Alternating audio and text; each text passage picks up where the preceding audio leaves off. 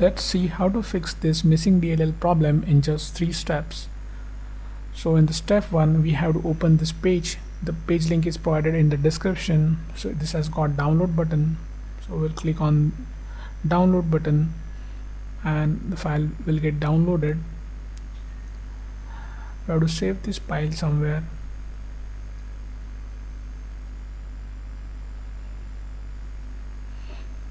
Now we'll open the file.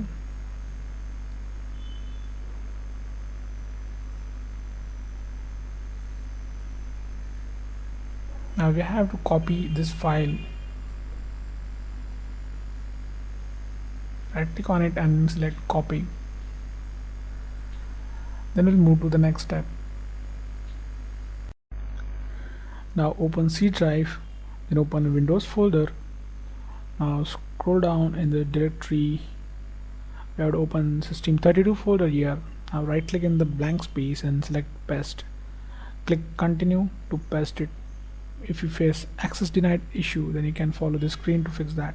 And the step 2 will register the DLL file we just copied. Now open task manager with an administrator access.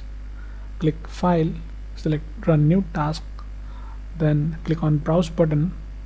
Now open C drive again, open Windows folder, open System32 folder. Now in the list we have to select this file,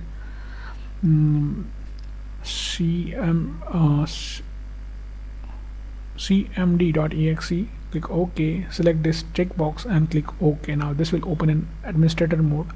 Just maximize the screen. We have to execute 3 commands here. So first is going to be check disk.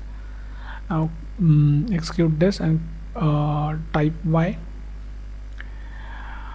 In the next command would be sfc space / scan now. Just execute this, and now while this running in the background, we'll open a new command prompt from task manager. Just click this box again and click OK. Now we'll just keep this window side by side.